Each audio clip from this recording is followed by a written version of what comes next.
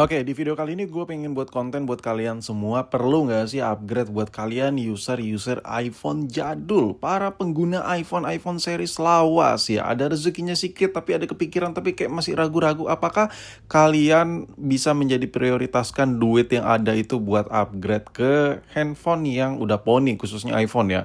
Dari iPhone yang home button ke iPhone poni. Sebenarnya gini, kalau kalian upgrade ke poni itu, kalian jangan mikir, oh ya, gua upgrade dari home button ke poni, keren nih. Kalau mikir ke situnya, ya lu nggak ada habis-habisnya dong, ya kan? Kalau gitu lu tanggung aja ke Dynamic Island. Lu upgrade itu karena ada fungsinya, lu butuh benefitnya. Nah, gue bakal bahas nih benefitnya. Lalu apa bang benefitnya? Kalau lu upgrade, kalau gue upgrade nih dari yang iPhone ada home button ya ke yang poni-ponian.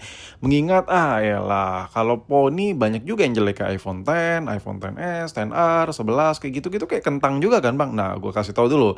Buat user-user iPhone yang ada home button ya, itu kelasnya beda banget dibandingkan dengan iPhone yang ada poninya. Ini kayak there's another level, there's another thing, udah beda level ya. Kayak beda kasta lah intinya, udah beda liga cuy.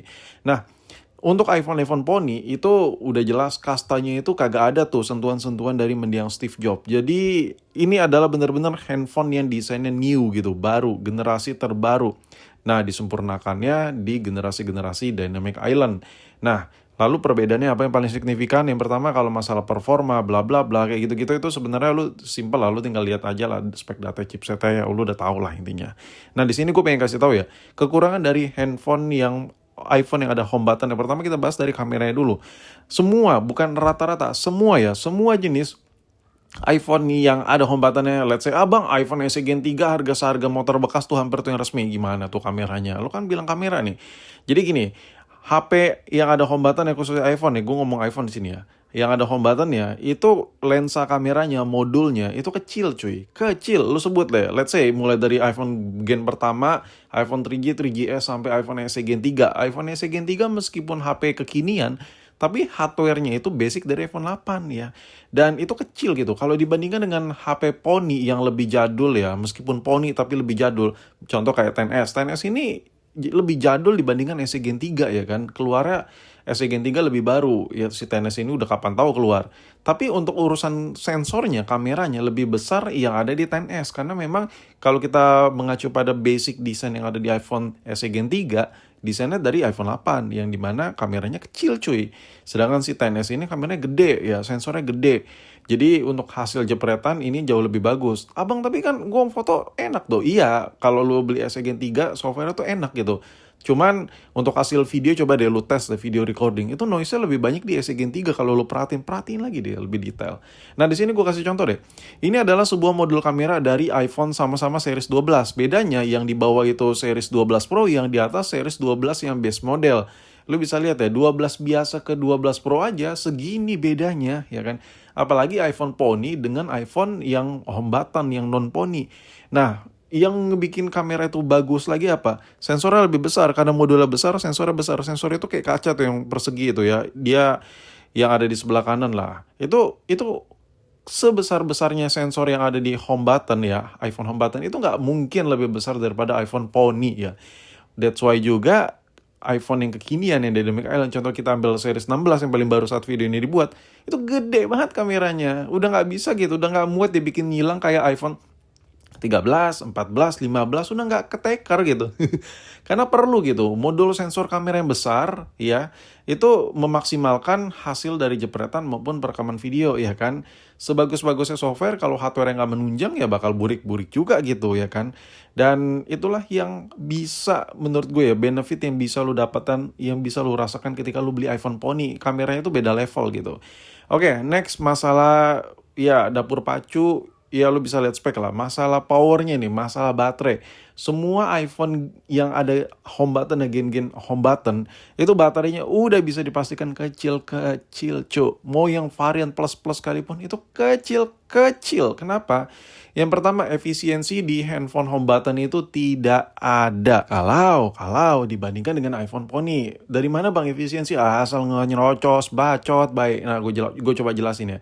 Di sini adalah jeroan dari handphone yang ada home button ya, iPhone yang ada home button ya. Lu bisa lihat baterainya sebesar apa.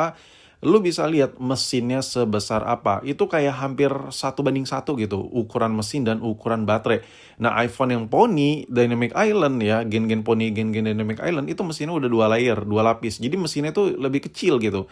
Dengan yang daya yang lebih powerful, daya yang lebih ringkas ya, lebih irit baterai tapi performanya lebih powerful. Ukuran mesin sekarang handphone-handphone kekinian jauh lebih kecil dibandingkan baterai. Sedangkan lu beli iPhone gen-gen yang ada home button ya, itu antara ukuran baterai dengan ukuran mesin itu hampir 1:1. Memang mostly kebanyakan masih gedean baterai, cuman hampir ya ukurannya. Lu kok tuh kayak bisa neker gitu, oh anjir, tingginya sama nih, panjangnya sama nih. Sedangkan di iPhone Pony itu mesinnya kecil cuy. Jadi lu bisa bayangin nggak, dengan iPhone Pony dikasih chipset yang lebih powerful dibandingkan iPhone home button pada umumnya, ya kan? Itu yang pertama, chipsetnya powerful dan efisiensi baterainya besar ya dengan space yang sama gitu. Itulah kenapa lu kalau beli iPhone Pony, lu pasti ngerasa banyak banget benefitnya dibandingkan dengan iPhone home button. Lalu kalau gitu gue yang klimaks aja dong, iPhone 13, 14 yang paling mentoknya Pony gitu. Di atas itu kan udah Dynamic Island semua bang. Ya kalau lu ada rezekinya silakan. Tapi saran gue kalau lu yang lagi pakai home button misalnya yang lagi pakai 6S, lu pakai iPhone 7 misalnya, lu upgrade ke 10R juga udah berasa kok upgrade. Udah berasa the next level lah handphonenya ya. Mulai dari cara lu make, cara lu merasakan handphonenya itu udah berasa kok upgrade ya. Cuman kalau kalian lagi pakai iPhone 8 Plus atau mungkin lagi pakai iPhone SE Gen 2 atau Gen 3, ya upgrade ke SE, upgrade ke 10R malah downgrade jatuh ya. Kalian juga harus penyesuaian lah, lihat dulu chipsetnya kayak gimana, performanya gimana, ya kan, fitur-fitur kamera butuh atau tidak ya kan. Tapi intinya gini, iPhone yang ada home button ya, kalau lu upgrade ke handphone yang Pony atau sampai Dynamic Island sekalipun, itu benefitnya nggak hanya di bagus-bagusan chipset, bagus-bagusan hasil kamera ya, tapi semua penunjang hardware-nya itu udah beda level cuy. Beda level, beda kasta, beda liga. Dan kalau lu beli iPhone Pony, itu lu nggak perlu pertanyakan, buat jangka panjang masih oke nggak nih bang? Buat gini-gini masih oke nggak? Udah jelas lebih top tier dibandingkan iPhone yang ada home button-nya yang lagi lu pakai saat ini. Cuman yang paling mentereng tuh perbedaannya di yang kecil-kecil cabai rawit, iPhone SE Gen 3, chipsetnya overkill, tapi tetap aja bakal kalah sama iPhone Pony jadul cuy. Lebih awet buat scrolling, lebih enak, lebih endes lah intinya. Dan itu udah mutlak ya, karena perbedaan baterainya itu gede banget, gapnya tuh jauh banget. Jadi kayak nggak nemu tuh titik-titik di mana HP iPhone yang home button tuh bisa ngalahin performa hardware-nya di iPhone Pony.